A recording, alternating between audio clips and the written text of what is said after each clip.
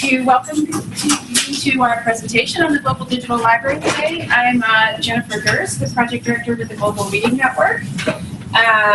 We have been working with our colleagues at the Global Book Alliance and at Norway Digital Learning Arena and the Global Digital Library for some time. So this is very exciting for us. We've been asking for the presentation to implementers to provide you information about how you can get engaged and involved. So we're really happy that Christer Gundersen is in town with us today in person for you to meet him and hear from him. Just to let you know, in terms of the Global Reading Network, we've had quite a few conversations over the last few months. We had colleagues join us to talk about track and trace. We've had colleagues join us to talk about Creative Commons, and we do want to keep this conversation alive. So before I leave today, I'll share some thoughts with you, and we hope that we'll have you again here in the near future. I'll let you know some things that are coming up. I wanted to turn over to Robert Birch, who's with us. He's the Deputy Director of the Office of Education, the Bureau of Economic Growth, Education, and Empowerment at USAID. He is going to share with us a few opening remarks about the Global Digital Library and USAID's engagement with it. And Robert, would you like to join us? Sure.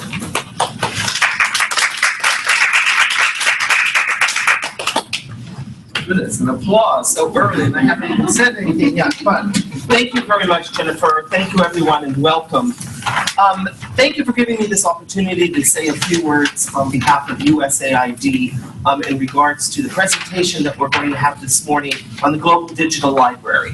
I'd like to start by recognizing the Global Reading Network, URC, Jennifer Gerst, and her whole team, who have organized and are hosting us here today for this important event.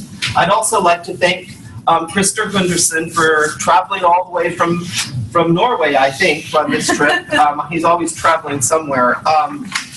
To be here in person to present this to us, because there's no better person to do this than Christer, because he really has been supporting this initiative and been very, very much motivated and excited about the possibilities about this can help to transform early grade reading across the globe. And I'd also like to thank everyone who's joined us this morning, particularly Charles North, who actually used to be with us at USAID and a huge supporter of the Global Book Alliance, and also one of the very, very early supporters of this idea of a global digital library that could help to solve the problem of getting reading materials and books into the hands of children in the countries that we're working with. So that may have been 2 years ago, I'm not sure, but it's taken us a little while. But I'm really glad that he's here today to see the fruits of his encouragement to all of us at USAID. And also those of you that are on the line, welcome, and we're very glad that you're joining us. So the Global Digital Library is a flagship initiative under the Global Book Alliance.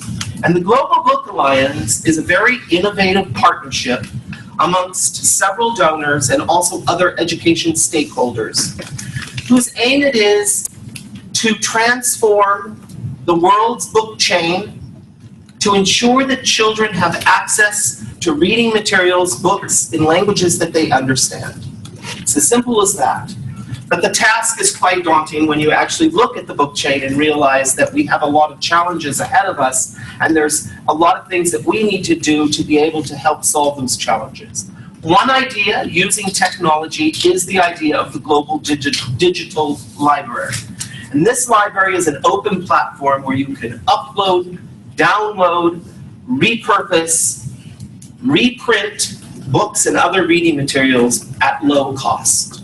And of course, that's something that's that's of great interest to USAID and our implementing partners, because we know the challenge out in the field. That is, in most of the countries that we're working in, we do not have access to quality reading materials. And when I say quality, I mean the kinds of reading materials and books we need to teach early grade reading. Decodable books, leveled readers, and readers that will help children practice their reading skills both in the classroom and at home. So that's what's so encouraging about this Global Digital Library, because it's designed to serve that purpose. USAID and our implementing partners are very interested in seeing this go online so that we can more easily access reading materials in our reading programs. Currently, we spend quite a large percent of our budgets in the production and reproduction and delivery of reading materials and books, and we know that we need to find a better answer to doing this, and which will be much more economical for us. So we're excited about the library, and we're excited today to find out and learn more about it. I saw an early version of this probably a year ago, and I'm very excited to see where we are today. I'd also like to thank, again, URC and for their collaboration with USAID particularly, and also with the Global Book Alliance. We have a lot of alliances here. The Global Book Alliance, particularly Linda Hebert, who works at USAID, and Brooke Estes, who's here with us today. Linda's on vacation. She did send me an email this morning saying that she was not going to be able to join us, but they are really the people at USAID who are helping to support and move the Book Alliance forward. So we want to thank you, and thank you for the work with the collaboration together. And finally, I want to recognize Rebecca Rhodes, who is our probably most passionate person behind early grade reading, and who is really, leading the charge in ensuring that we find better ways of getting books and reading materials into the hands of the children in the classrooms that we're trying to work with overseas. So thank you very much, Rebecca. Thank you, everyone. I look forward to an exciting presentation and discussion this morning, and thank you for giving me your time.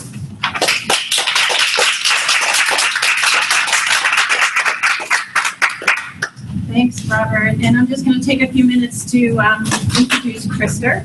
Christer is a technology enthusiast, which you have to be to work on such a project as this. He brings a lot of passion to this. It's been really fun to work with him.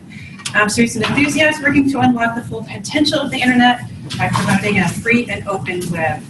He works as the Chief Technology Officer in the Norwegian digital learning arena with a strong focus on the development of open educational learning resources and free software. Christer is leading development of the Global Digital Library platform, and the Global Digital Library is being developed to increase the availability of high-quality mother tongue learning resources worldwide. He's going to do his presentation in two parts. He'll talk a bit about the platform first, but after we take our coffee break, then he will do a demo of the platform. So that will go in two parts, and we'll let you know that when we're pausing. We do encourage, if you have questions burning already, particularly online, if you want to put them in the chat, we'll keep an eye out for them, so when we're ready to open questions to the audience, that we'll try to summarize or get those out there. Okay? All right, Christer. All right. So thank you guys for coming today. Thank you guys that are online for joining in. Thanks for this great presentation. I want to start because this is my second day after being on vacation. So I'm going to start by showing you a picture taken last week from a hiking trip in the north of Norway. My brother flexing his, I think it's muscles. The picture is taken just before midnight. So this is the midnight sun that you're seeing in the background. Oh, wow. So I'm here today to talk about the Global Digital Library, and it's really been a collaborative effort.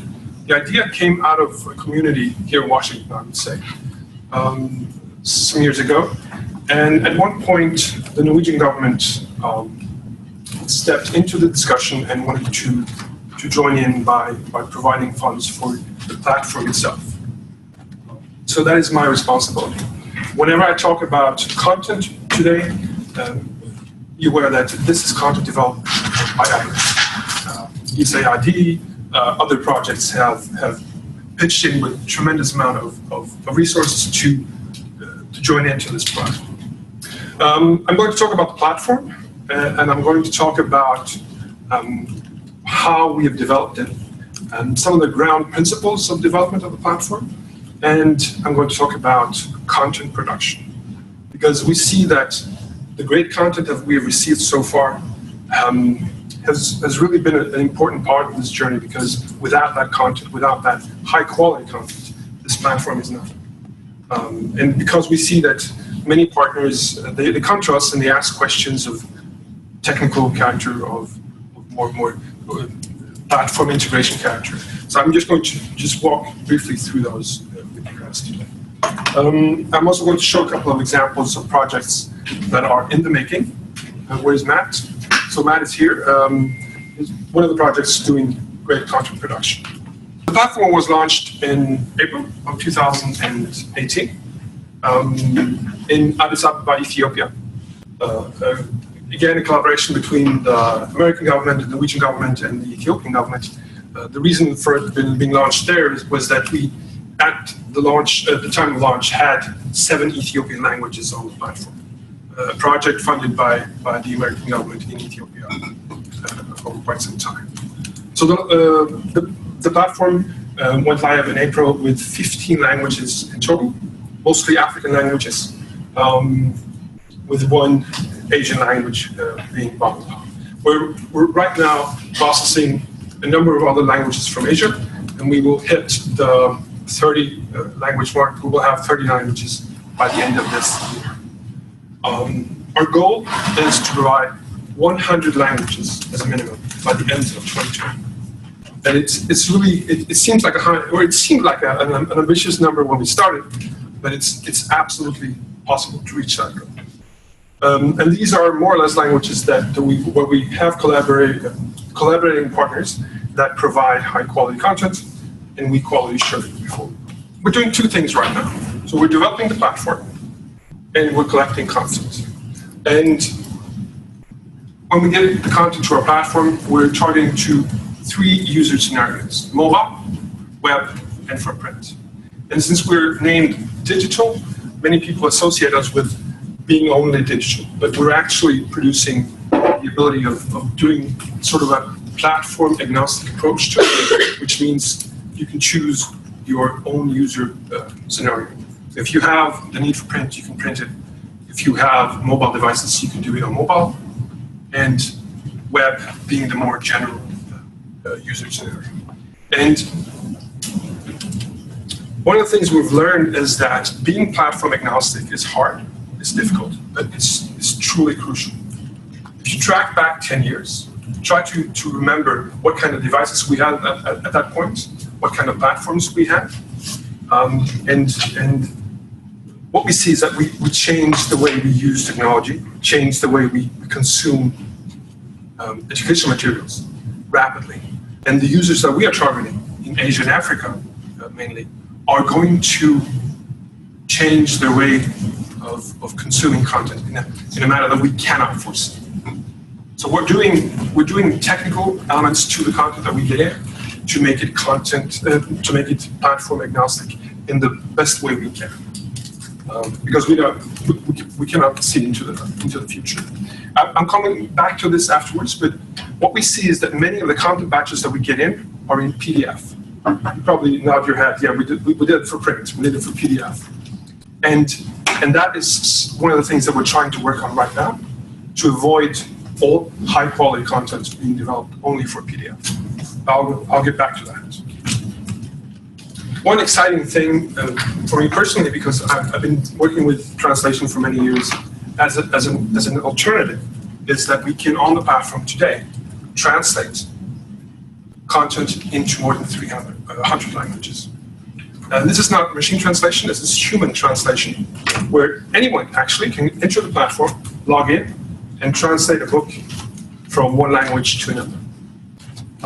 And of course, it will not be published back on the platform without quality assurance, but the platform itself supports that dynamic. And especially for those languages that have nothing from before, we can actually take high quality resources and then translate into their own language. We're using the same platform as Khan Academy, and it's called Crowding.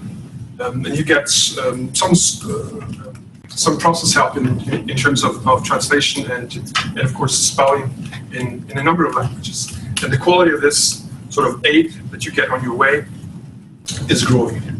It's a simple version of artificial intelligence because it learns more, growing with competence as more books are being translated in that language. So we've seen this progress, for instance, in Amharic, because we've had a large group of students and teachers playing and working with Amharic as a language. But this is an option we think for the future is going to be really, really important. Right now, we're focusing on original content being important. So this is still an avenue we haven't explored entirely. All the content on the platform is under a Creative Commons license at this point, which means two things. Any teacher, any parent, any kid can download and print or consume the content in any way they want. They can also change it, for instance, translate it. But the most exciting part is that most of the content that we have can also be monetized. You can make money of translations. You can also make money of translation and then printing for sale. This is an option that not many understand fully, but the Creative Commons licenses actually allow commercialization. Of course, some of the very high quality titles that we have will have what's called an NC clause, a non-commercial clause to it, but more than 90% of the titles on the platform are in the area where you actually can if you're a publisher in Kenya, you can actually take it and then sell the book after you print it. I personally also hope this is going to be one of the dynamic elements of the platform that will make this community grow, also beyond the GDL. We're mobile first. Very simple answer to that. Most of our users, they don't have tablets. If they access a tablet, it's in the school, and they don't have a computer. So at this point, more than 89% of our users on a daily basis will access the platform through a mobile telephone. I've mentioned this a couple of times. We're of course also doing print.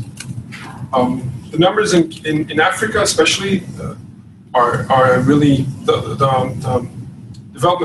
development of mobile coverage is going faster than we thought, and the number of users are growing. This is a number from the World Bank this spring. I think we're just past 1 billion users in Africa, and it's really growing. And of course, this is not helping everyone, but the mobile coverage is really. And also the capacity of download is astonishing. I was in Kenya just before I took a summer break now in July, and they had like 72 megabits. For those of you who are a bit technical, that is fast. That is YouTube and then some fast. And just a few years ago, that was not possible at all. So also, thinking the thought of doing more than just text and picture is really conceivable for both. I want to just talk briefly about some of the concepts that we're working on, because I think it all comes together for us at a point where we actually think about some basic concepts. And later in the talk, I'm going to go through some more technical issues. And they may not seem that important, but as we have developed this project, we see that focusing on what the user need is and what we think it's going to be is one of the core elements here. We want to emphasize the importance of designing with the user and not only for the user. This has been a core element of our project, and we started user involvement before we started the development itself. And for us, this is really something that is even more important because we are actually developing this platform from us. And going down the street by the office and starting testing wouldn't cut it at all. But designing with the user is one of our most important core elements. We've been testing in Nepal, Kenya, Cambodia, Ethiopia, of course, and Bangladesh. We did that last only 4 weeks ago. And there are new elements every time, and there are new surprises every time. I've been dead certain on many concepts on the platform. You know, I would just show it would work, and we had to change it. One of the very funny things are icons. Most of you guys would intuitively understand the search icon, you know, the magnifying glass. In Bangladesh, we understood that none of the kids had any concept of what that was. And the menu icon is sort of a hamburger with 3 lines. None of the kids have any clue of what that is. Of course, we then have to design the platform without that being a given parameter. Because everyone in the US, even if you're 4, would have grasped that. But these users, if you want to reach the marginalized users, you have to have that in mind. And personally, I was surprised for me just a month ago. Until that point, we had actually built the solution on many elements, those two included. This girl here, she's one of the users that before we started testing with her, she had never seen a smartphone before. And she was playing Subway Surf. Anyone has played Subway Surf? She was playing Subway Surf after just 15 minutes. She wouldn't give the phone back.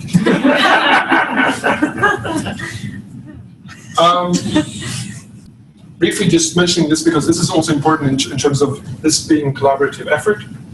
We have been reusing components, reusing content, and reusing design principles in the entire project. So just to be really clear on this, all content has been given to us by other projects releasing their content under a free license. This is really something that is, it's not entirely new, but at this scale, it is new. We've also reused an app from New York Public Library, not in this domain at all. They're only focusing on the American market. And I want to just bring this example up. It's called material design. One of the hardest things we do is designing a platform so that the user actually not only understands the platform, but is engaged by the platform. And just designing a set of icons is very costly and very hard. Google has invested heavily in a project called Material Design over the last years, designing many hundreds of icons and many menu alternatives, buttons, and most importantly, design core principles. And when you go to the GDL today, you will actually find the same concepts, the same elements that they use on the GDL, without any strings attached at all, because Google has released all the principles, all their investments under a free license so that anyone can use it. This has brought us much closer to getting to the point where we actually can bring a ready product to the user much faster. I just want to mention this because this is one way of reusing something, an investment, a heavy investment, without any of us contributing, but actually a large American corporation. On the other end, I'll afterwards show you guys the demo of the platform. But we want to be as open as our partners has been with us, and as the market players has been. So we've actually developed another way into our content, and that is a technical term called API. This means that if any one of you here right now want to consume our content, you will have access to the exact same titles that we have on the GDL if you want to develop your own app. So any project out there wanting to create a different version with, for instance, specifically focusing on accessibility or specifically focusing on a country like Nigeria, you can access all the content here. And the example that you see here on the screen now is called an image API. And that just shows that we've also broken down everything into pieces. So if you only want to use the pictures and you want to create your own books based on the same pictures, you have access to the entire collection, many thousands of pictures in the GDL as it is today. And we think this, especially in some of the newer projects, I'll mention one afterwards called Asafir 100, where they'll actually put tremendous effort into the illustrations themselves. So we think they have value on their own. I just want to mention these things because when you compare our project to many of the other similar projects in the market, these elements are truly important to us because we want everyone to have that reuse option of the GDL platform, not only as an end consumer.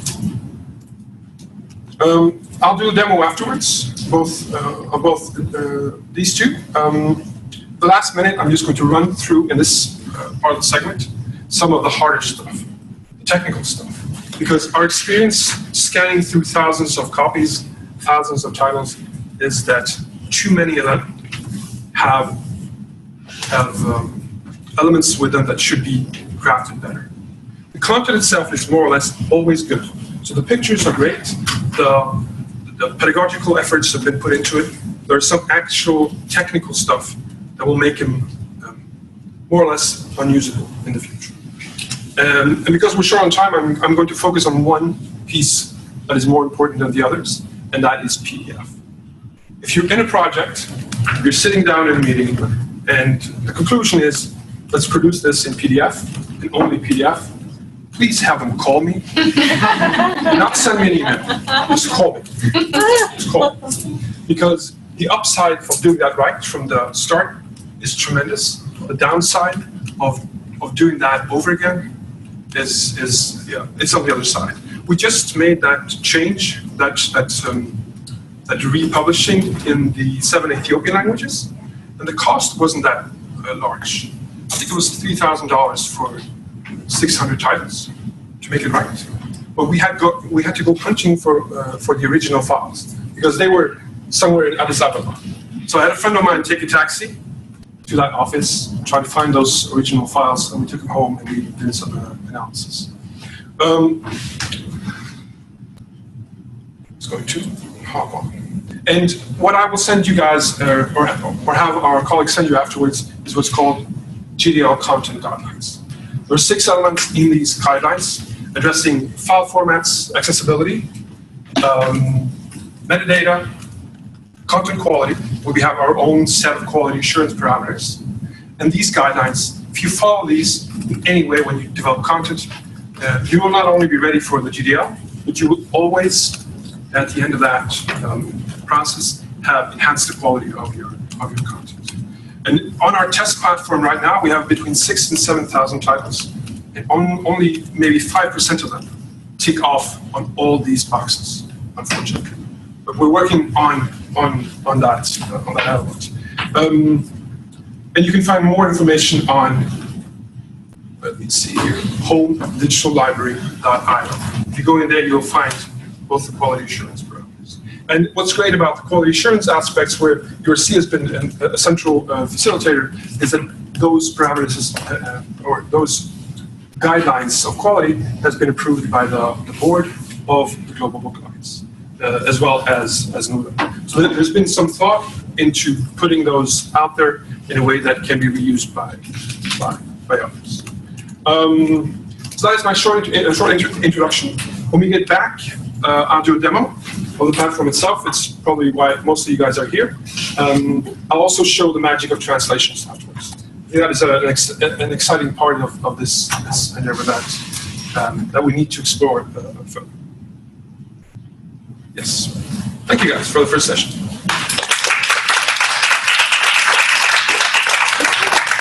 I'm going to give about 2 minutes for break, but that we have time for about 2 questions, and then I want to allow the others that are online to share with us our questions, and we will look at them online during our break, and we'll come right back to them after the break. So you have the local audience here first.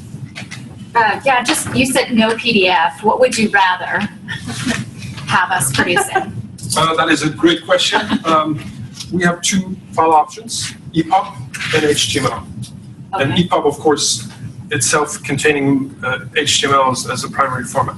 If you want, I can send you the guidelines as well on the file. The reason for that is that those are flexible formats that will allow for adaptation after we have imported it. So EPUB and HTML, both widely used global standards, not specific for the GDL. Illustrations. Content is nice to translate, yep, but finding appropriate illustrations for many places is difficult. What you've just described, I could imagine downloading a whole book from Africa, ditching all the content, seeing if some of those are you filing or indexing any of the graphics or the art separately from me having to go into all of those books and see if there's something useful? One of the big issues with most of the content is that we lack what's called alt text, describing what's in the picture. For all the pictures that have that text, you will be able to search for it. And of course, there's some keywords on the book that you can still attach to the picture. So the book is about a line. But again, you just illustrate for me, for all of us, how important it is to have some of the technical aspects correctly made to facilitate that reuse. But technically, the answer is yes. But I know as a fact that some of the pictures lack that possibility because they're simply not described as they're.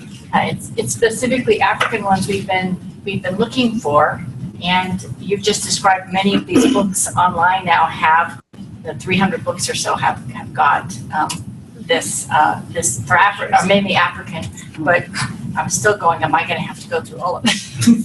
No. They don't yet meet the GDL guidelines. Okay, great.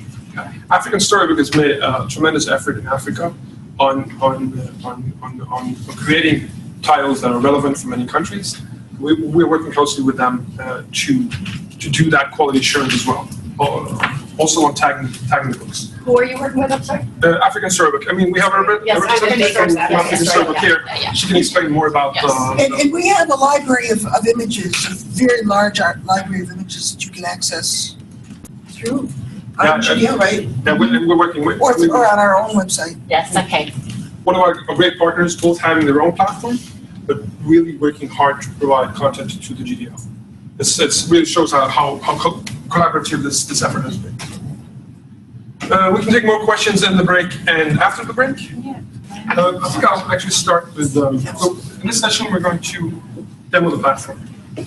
Plain and simple. First go through some of the main features for any users that will enter our platform, and then afterwards I'm going to just briefly show an example of translation.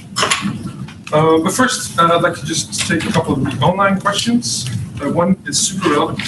I'll read it out. I like the human element of translation. Anyone can go into the translation part. But who ensures that quality, context, and culture perspective are maintained? And of course, this is a core element. If you take a book, say, from India, and you translate it into use in Amharic or for Ethiopia, how can you ensure that the culture aspect is sort of maintained? And for these books, they maintain, there are mainly two things. There are pictures and illustrations, and there are texts. So what we're trying to do is actually search for books or find books into a translation collection that can actually be transported from culture to culture. I personally tried this many times. I've had maybe between 20 and 30 workshops for translation. I've tried taking a book from India to Ethiopia, from Uganda to Ethiopia, and vice versa. And for some titles, they're unusable. There's some elements in the books. For instance, if a book is about a dog, there's some countries that won't translate that at all. If it's about a cow, might be something you don't bring to another country. But mainly, if there are general characters in a book, and the story is universal, it will travel from country to country. And of course, there's a Story Weaver book called Fat King, Thin Dog. And last time I checked, it was translated into 122 languages. Even though the king in that story, he looks Indian. He actually looks Indian, but the story is general, and it's fun, it's engaging. But of course, this is an important aspect. Also, to emphasize this, most of the content on the platform right now is original content. And all the 7 different languages in Ethiopia have different cultural aspects to it. So for instance, from Oromo to Amharic, you can see that the characters have slightly different aspects to them. And the same goes for some of the other Ethiopian languages. So there's one question. I think I have time for one more. Question: Francophone Africa could really profit from having all or most of the books available in French as well. Translate them into local languages. Yes. This is, of course, something we have been talking about, because today we only have one large bridge language, and that is English. It's not an underserved language at all, but still it's on our platform with that sort of thing in mind. For now, we're not going to go with French. We're actually doing other languages in that part of Africa, but I would not say that is a definite no for French at all. We have the option. We're getting other large sort of multi-regional languages up. We're getting Arabic, for instance, We're also working with Spanish, which in some cases, of course, could be part of an underserved community, but it is not an underserved language. So it's a good idea, but for now, French is not part of our plan. I will see if there's time when we get to the end for the last questions. But for now, I'm just going to demo the platform. If you want to try this out yourself at any point, you can go into digitallibrary.io. And on the questions of culture, I think the book that is on the top here, which comes from Pratham book, Storyweaver, is one example. It's about a girl that dreams up a friend, and she herself is her best friend, plays around with her. So she goes in her sleep, and she has her dreams about what she will do when playing with a friend that is actually not a real friend. Both the illustrations and the story, we think, is something that can travel from country to country, even though it's an Indian story. But to go back to the platform, it's very simple. So envision yourself being a child in Kenya or in Uganda. Use your mobile telephone, you come in, and you see this for the first time. You have two options: either start reading English, if that is your choice, or you can go and pick the language. And in the menu, at this point, you will see Hausa from Nigeria, Kiswahili, number of other languages, and at the bottom here, you'll have Bangla and Amharic. If I choose Kiswahili, that is my first step. But as a user, we have good reason to believe that choosing the language is truly important. I choose my language, and at this point, you can do a number of things. The most important is to choose your category. In this language, we only have one category called library books. We actually, I can show that afterwards, have two categories: library books, or general reading books, and then we have government-approved books that we call classroom books. When you've done that, chosen language and chosen category, you can browse on level. And we have based our levels on this category actually on two other projects: so the African storybook levels and the levels from Pratham books. You will see that the same books will appear at the same levels on our platform. And it goes to level 4, and after level 4, we have what's called read aloud. And to read, you can enter the level. Just because I'm going to demo myself, I will go back to a language I understand. Back to English. And when I scroll down to a level, I can either just go into a book, or I can browse for more books. You can see here another contributor called Book Dash from South Africa. Beautiful books, beautiful illustrations. They have contributed with a number of titles that today are available on the platform. And from there on, it's fairly easy. You find the book, and you start reading the book. You can scroll through the book, as this here. And just to emphasize the details, we started testing this reading experience with kids in Ethiopia. And we immediately saw that the navigation didn't hold on their phones, on their sizes. And just closing the book was a big issue. The product you see of this simple page here has actually been retested 3 times to have this quality and have this user experience across platforms.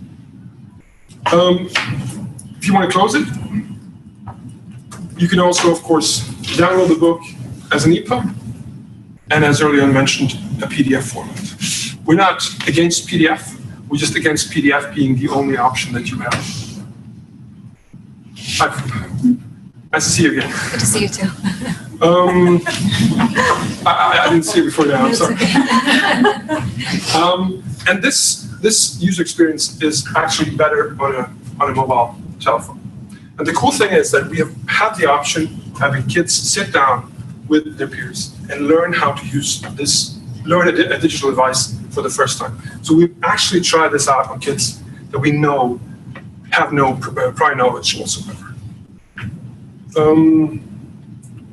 If I go back to the front page, Let's choose another book. We can go up and take a level 1 book. This is again a book from Bravo Books, and we can read it or we can download it. But I want to quickly go into the aspect of translation. And of course, this book here has a license called CC BY, which is a Creative Commons license that allows for many things. And what I'm about to do, if I were to do it with a book with the copyright, I would be in violation of the license of that book. So it's very practical. It's not a sort of an open philosophy. If we were to do this with copyrighted materials, we would break or we would violate that license. Here is an aspect called translation. And the cool thing here is that you can do this on a mobile phone as well as a computer.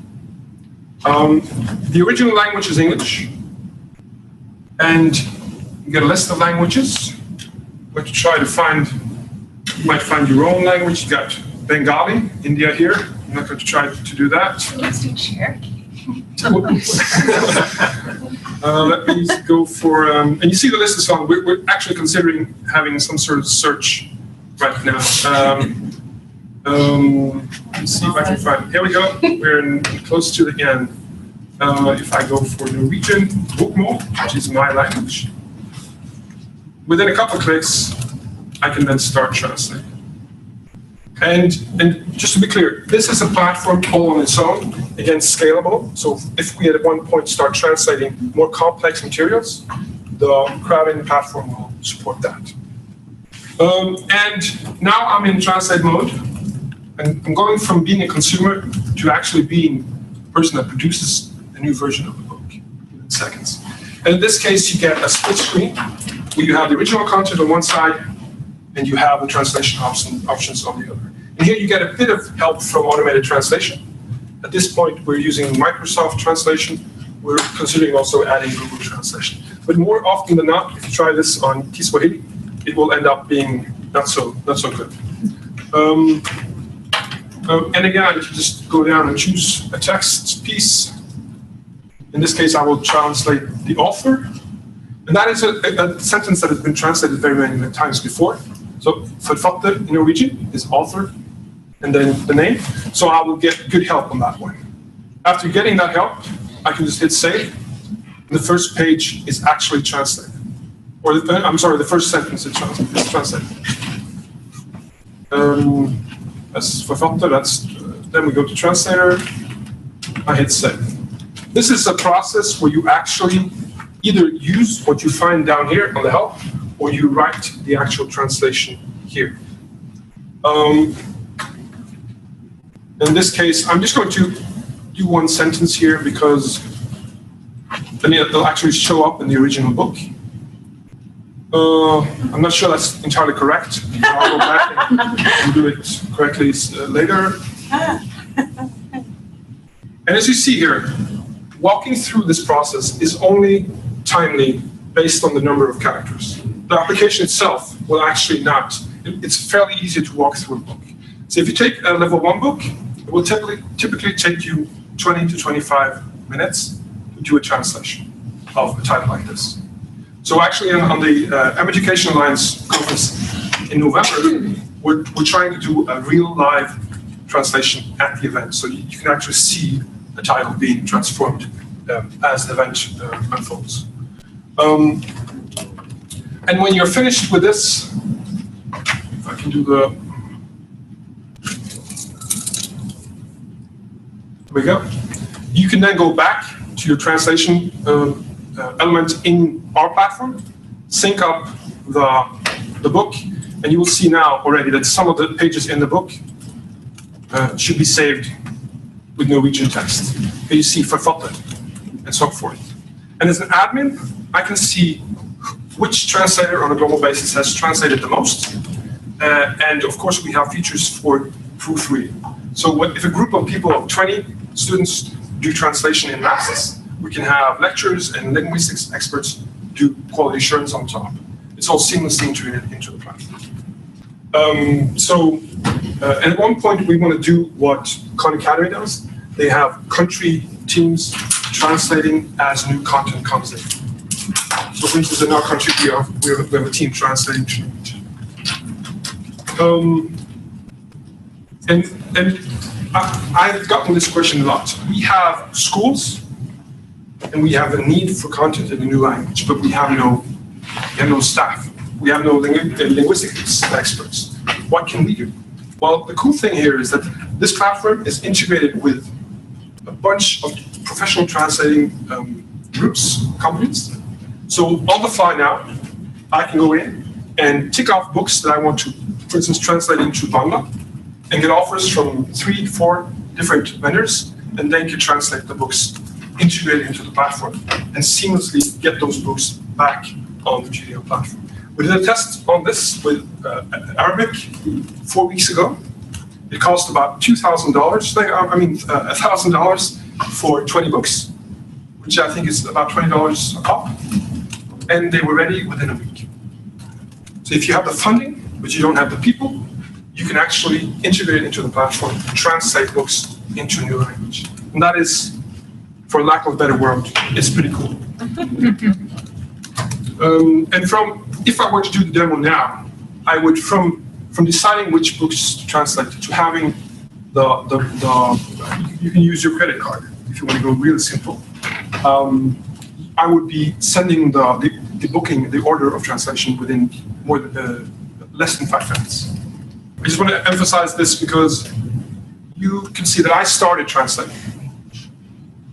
I chose a book and I started translating. And you have 2 ways to go with that.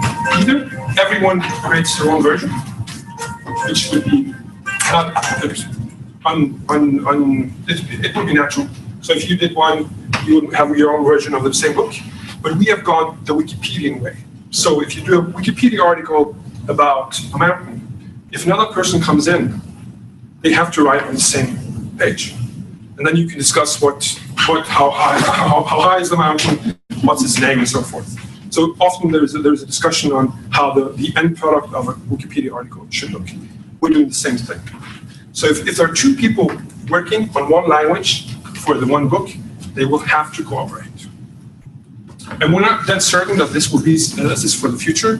Let's see, but we want to collaboration. We want to encourage that people don't do the same job over and over again. So this is an important aspect. When you search for content now, you can see that it's all Creative Commons and it's all on our platform. We have talked earlier about having a cross-platform search, including commercial vendors providing content. We might do that in the future. I just got a question during the break today about that. That is why I'm bringing it up. But it would more or less look the same because the search would be the same, only that we would have commercial content as well as Creative Commons content. Of course, the translation bit would not be relevant for that content because that is a whole different ballgame. Because I failed to show the example of language with 2 categories, I'm going to go back to Amharic. Amharic is really my favorite language after Norwegian because it's so beautiful. If you see handwriting of Amharic, it's like art. Writing my name in Amharic is like art. It's really exciting. And you can see, and this is important because we have 2 categories. Mixing books that are not formally approved with those that are approved, we found that to be very difficult. Also leveling-wise, the different leveling, different structures of the books. So we actually have 2 categories. And also in terms of quality assurance, those are different. So I'm now at library books. If I go to classroom books, you'll actually see a great batch of content produced by a project funded by the American government and worked through by Save the Children, I think mainly. And these are actually 700 high-quality titles in 7 different Ethiopian languages. And this is, it was like striking gold when we found these titles. And I'm going to just also open one book here because these are actually in the sort of books that are not in EPUB, that are not in HTML. What happens then is that, PDF is created to be stable, not changeable at all. So you can download the book, but you cannot do anything else with it. So you cannot change it, we cannot use the pictures, for instance, in the API, and you cannot translate it. And it's actually something that we're doing right now together with the American government, funding a team in Addis, take all these titles and pulling apart and creating them as EPUBs in HTML. But as content goes, they're of high quality, and you can see the illustrations are really, really, really great. Approved by the Ethiopian government, page by page, book by book. So that is the platform. In terms of performance, this has been quite an issue. So we've actually taken all the content and duplicated it on different servers all around the world, so that there's the distance between the user and the content is as short as you can get. And of course, this is a costly effort, something that we think we can bring to the table if any one of you have content that you want to make sure that it is available on multiple platforms. So I think that was my demo for today. I hope some of you might go into the platform and try it out for yourself. I encourage you to do it on phone. I encourage you also, if you want to try translation, to do it on the phone and see how that works. I thought translation would always be on laptop, but at one point I saw some students in Ethiopia going into a corner with their phones, and it was not to go on Facebook, but it was actually to start translating on a device they were familiar with, and they were really effective on that. So thank you guys for listening in. If you have any further questions. Hi, I'm Heather with Room to Read. Quick question on curation of the content. For example, on the ministry-approved books, is there a plan for when ministries change and they have a different set of books they've approved, that some of those books would move over to the library if some have been disapproved for that matter? What is the plan for the library management? This is, I think, just happened in Kenya. They changed the curriculum immensely. Yeah. Now, of course, this would happen all the time. This is actually on a country-to-country basis, partner-to-partner basis, and we're solely dependent on, in this case, Save the Children and USAID giving us a ping saying something is happening, we want to change something, and then we re-import it. From the point that we get that ping, the message, it's very easy for us to actually make that new import happen. And another good question, because it illustrates the importance of doing it flexible, because our prediction is over the next 10 years, those structures will change immensely in these countries. I think in Kenya, they started changing it before they have implemented the last version properly. So it's rapidly changing. Thanks. Hi, Beth Johnson with the Basic Education Coalition. I have a question about the levels. So how do you classify a book as being at a different level, and then for the user, how do they know the appropriate level to be looking at? So for the classroom categories, there are different levels from different countries. So that you will see when you go into the Nigerian ones, they have slightly different leveling than the ones from Ethiopia. For the standard levels on library books, we have a set of levels where we try to do a connection book by book. So for instance, we have content from Asafir coming in from an ACR project, and those have a different level altogether. But we have to do that mapping between their level and our level. That was actually books I was supposed to show today. Because of shortage of time, I haven't been able. But it's sort of an announcement that I want to give credit to, as we're talking about quality, to the ACR project creating or doing the competition, because those 100 titles, you should follow our platform, because when they come online with Arabic and English, it's really, they're great illustrations, high quality content, and if you want to start working on them, it's great. But the leveling on those are at based on an Arabic standard, but we will not adopt that standard language by language on library books. We will connect them on these 4 levels. And it's actually sort of a subjective thing. You level 1 is easy, and level 4 has more text, and read aloud can be any one of them. It hasn't been classified yet. But based on user experience, they seem to understand immediately that the first book they look at, sort of if they're at the first level, they will explore further down if it's too easy. So level 1 to 4 is also something that if you play a game, leveling is something you experience as a standard. So level 4 would normally be more difficult than level 1. But to be honest, this might change as we grow a bigger pile of content. Christer, can I just point people also to Jennifer and her team, because the Global Reading Network has a staff slot for a content manager. Now, obviously, this content manager is not fluent in all the languages of the library, but that person is on deck and on board to help sort of gatekeep issues like this. So, oh, I noticed a book on the library that's slotted into level 4, but I'm a fluent speaker of that language and I know it's really a level 2. Like, use Jennifer and her team. They're here for that help with leveling to get that to the right person. Yeah, so kind of along those lines, what training is planned for teachers and how they could use this platform to curate books at the appropriate level for their students? Super question. That's a very good question. I think for the Global Book Alliance, it would be something that we would have to look into. For our sake, we are actually developing the platform, trying to focus on that. But of course, for us, that would be a key issue. If you want people to use it, you need that competence building. And in Ethiopia, we see that because there's been competence building as part of that project, and as part of also a UNESCO project. And the feedback from that is that competence in this sort of capacity building is crucial.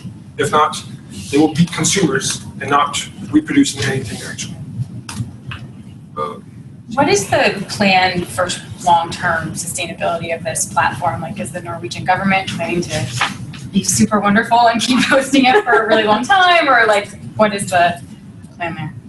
First of all, you know, I mentioned the American government pushing for the Global Book Alliance. I want to just say this as a strategic move from the government. I'm not a government employee myself at Norad. I'm just working on the project.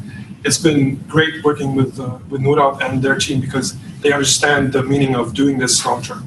We're doing it until 2020, and there are strong signals, very strong signals that they will do this as a global common good for a much longer period of time. We do this with it's called a seed vault sort of building on Svalbard in the Arctic for actual seeds. Yeah. From all around the world. So we have that metaphor to sort of attach to. So we've been through the same process. And of course, in budget-wise, that building is in the Arctic, underground, different budget altogether. But we're hoping to do some of the modeling of that project and maybe get 10% of the budget. Interesting. So, but it's looking good because sustainability sort of depends on someone providing the funds, and it seems like that is going to be the Norwegian government, yes. Norway. Yeah, go Norway. Just a quick follow-up to your question. Do you have planned a page within this that would be like how to use this or instructions to teachers or whatever? So it would be embedded even if no one ever got around to training them in that country? I actually got that question in terms of the translation part this last week. You should have thought about that earlier. But we're working on a tutorial. We have very good tutorials on quality assurance, on technical standards. That's my home domain. But we will have tutorials, probably in collaboration with the Book Alliance, to show how to use it, show how to translate it, and of course go through some of the quality assurance aspects. The first tutorial as a video will come out on quality assurance. We just taped that last week and it will be online by the end of this week. Yes. I wanted to add to that, just, yes, we'll have the tutorials. We've started discussing with the Book Alliance, also putting together some of the best practices of different digital platforms in terms of how they work with schools and how they work with the communities to provide some other guidelines. So anybody wants to kind of launch a project, you know, what have other projects done to get communities and schools engaged?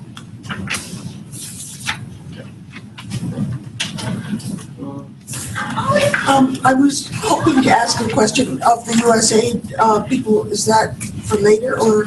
You can do that. Is it ready? Okay. I'm Judith Baker from African Storybook. I've been involved, or we've been involved in this process from the beginning, and USAID has really been instrumental in bringing together the world around us. I don't think this would have happened had it not been for coordination in Washington, even though there is fabulous work being done in Africa and India and Norway and so on. There had to be a coalescing of that work. And I am really hoping that you who are new to the process will see this as a huge opportunity to really make a difference in literacy. I don't think it's going to happen without leadership from USAID, because it's very hard for others to bring everybody together. And so when we did sit on these planning committees and working groups and so on, we had ministers of education from all over the world who may not have even been that interested in literacy. But it was the coordination from USAID, I think, that made the difference. So I'm wondering if you have a sense of your own commitment, of how this fits into the broader USAID goals. I would love to hear more, because we need it. Well, thank you very much for those comments. And yes, USAID is committed to continue to work with and support the Global Book Alliance. We are, though, very much interested, we are sort of incubating this idea. But we are very much interested in looking at support from other donors and other partners in moving this forward. Because, as you say, USAID we are very good at bringing people around the table, but we need help in moving this forward. So, I mean, it's been wonderful that Norway has stepped forth and taken on this huge responsibility of the Global Digital Library. But there are many other parts of the book chain that we are looking for additional support from. I should also mention that for Africa, we are partnering with IDEA, and they have been very good at helping us, particularly in terms of working with ministries of education in Africa. And I think that there has been some real success in the work that they've been doing, and we're committed to continue to work with IDEA in helping to, move things forward in terms of the work that we're doing on the continent. So, but we are committed, but also looking for additional commitment and additional partners and people who are interested in supporting this initiative. Let us know, because there's a lot of work that needs to be done. But in addition to funding, how about coordination? Well, we will continue for the time being. USAID will continue to coordinate and ensure that there's a coordinating body. But eventually we're hoping to see this move. I'm not sure where it would move to, but to some other coordinating body at some point in the future. But for now, rest assured, USAID is committed to move this forward. I want to also just stress the coordination from Brooke, from Linda, and their team. They just brought on a content specialist. Is crucial for us. And I also want to emphasize the competition zone by ACR is really shown for us. I'm so sad I didn't get to do the demo today. I'll encourage every one of you to come to Education Alliance.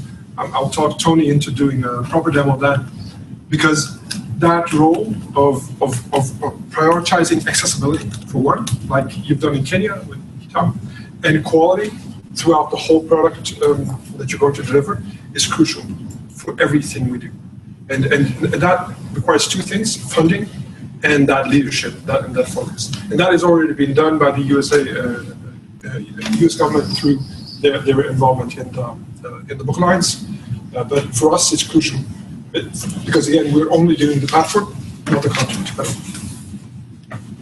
So I've heard a lot about Africa specifically. It's a huge continent. Yeah. And I know you talked about Ethiopia and Kenya and Nigeria and Ghana. So I was just wanting to know if you're specifically focusing in West Africa and East Africa only, because some of the countries you're mentioning seem to be the more developed ones in Africa. And I would like to understand if there's a better plan for reaching less developed countries, as Nigeria and Ethiopia tend to be more developed on the continent. Yeah, you're totally right. I mean, if you take Nigeria, Kenya, South Africa, and Egypt, you'll have maybe 40% of the mobile phones in. Yeah. I know that, again, USAID have great content from Malawi. The ACR team and Book Alliance organized a workshop in South Africa in May, where we got to look at some of the content development happening there. We're doing a separate scan of the entire continent of Africa, what kind of projects are under development, and there are many countries on that list, apart from those I mentioned now. At least 10 countries, and based on what I see from Malawi and Tanzania, I have seen some samples. They're of really high quality, really high quality. We can, if you want, I can also send you a list of the content projects that we see now, without guaranteeing, of course, that they will be on the platform. But it's a very good question, because we should also push for the countries that are not at the top of the pile in terms of being mobile. I wanted to make sure we get questions online, but also make a comment that one of the work, we're doing some work with Global Book Alliance now to sort of research languages, come up with some criteria in terms of prioritization of languages. So not necessarily based on where some of the major projects are, but looking at some other criteria to make sure we get at some of the more marginalized languages. But there are a couple of things we want to look at in terms of making sure there's possible potential for use, et cetera. And so I wanted to... I just want to use 30 seconds to say that one of my first translation events, I had the privilege of having 15 countries, 15 languages in one room. One of the languages was Lukunzu from Uganda. And there was a teacher there, used the whole day, translated 2 books, and these were the 2 first reading books in Lukunzu ever. And he was like, he was walking out. He walked home with 2 books. But of course, that sort of gives the feeling of what kind of change can you make for a community for the smaller languages. Yeah, just want to mention that. Any more questions? Is the GDL dependent on funding, which is limited of time? I think we had that question earlier. The answer is not. Is no. We think we have long-term funding. Do you have the content guidelines? Yes. You have the content guidelines, but if someone wants to upload a book, how is quality assurance, etc.? The accuracy of the translation. Thank you. First of all, it's important you cannot just upload a book. You can bring us a batch of titles, and we will upload it for you. What happens is we actually upload it to a sort of a side platform, and then you as a contributor and a third party will look at the titles and go through the quality assurance steps with us, and then we will publish it online. The only way you can actually do something on the platform and produce yourselves right now is by translation. If you have a batch of content, we have a process, easy to describe process for you to go through all the elements you need to be able to get the content online. There's no way right now to yourself publish content online. Like, this is different than, for instance, Storyweaver, where you actually can translate and publish immediately. That is an open source good way to go, but we have sort of gone the other way and said we need to have quality assurance on every bits that we have before we go live. So that is question number 1. Yes, similar question from Kathy. You said that some can even make money with free resources sourced from the Global Digital Library. Does it mean that you can download books from the GDL, print them, and sell them? First of all, thank you for that great question. I should have emphasized that clearly, and the answer is yes. That is the magic.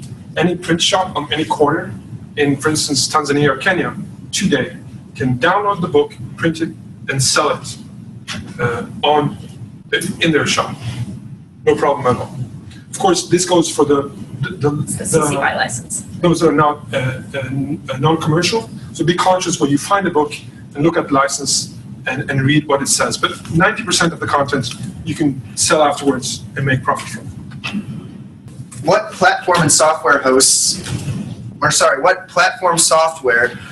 the auto-translate tool, and how is it developed? Here at Save the Children, we are developing an internal global thematic library platform to provide all STC staff with a single place to access and share thematic results. This type of feature would be very useful. Yeah. The platform is called Crowded. It is actually a commercial company, but it has what's called an open source model used by both us and Khan Academy. where you pay nothing, you use the platform, and you can also integrate with it. So it looks like it's a part of our platform, but it's actually a platform called Cloudy. And it's evolving on a month-to-month basis on features and capability. And you're not depending on that platform. So immediately when the translation is over, you get the translation back to your own platform, no strings attached at all. But the answer is Cloudy. You'll find it on the web. Hi, I'm Deborah with All Children Reading, and I just wanted to say that we did 2 webinars. One was on how to create accessible content and how to create accessible images, and that was in support of our Book Boost competition, which you can tap on that over there was one of the winners. Michelle's online and she'll share those links, but those are good resources. Those specs would be the same as required for the GDL, so just a resource that might be helpful. I wanted to thank Christer for joining us today. I think this is so exciting, and I'm really happy that you came and you actually, I think, brought up a couple of questions that we're still sort of grappling with in terms of process. So I thank you for some of your comments. Robert, I would love for you to close for us and share us your final thoughts. And I wanted to give a round of applause for Christer for joining us.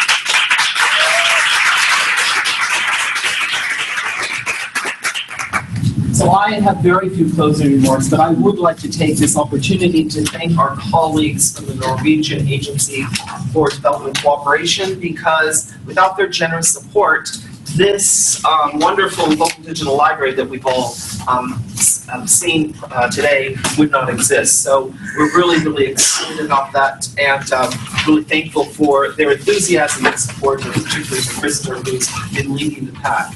I also want to thank many of you who are in this room, because you have provided content to this library. You've provided specs on how to help in terms of getting people who are designing these books. There's a lot of work that I know that people here have contributed to, and it is a group effort, and without all of you, we would not be where we are today. So we will take this forward. We will be looking at how we will incorporate this into the work that we do with our partners in the field, our ministries of education, because as you all have mentioned here today, and we all realize, in order for this to be used, we're going to have to provide teaching and training and support to the teachers and parents and everyone else who you expect to be able to use this. But thank you all very, very much for attending today, and thank you very much, Christer, for this great presentation.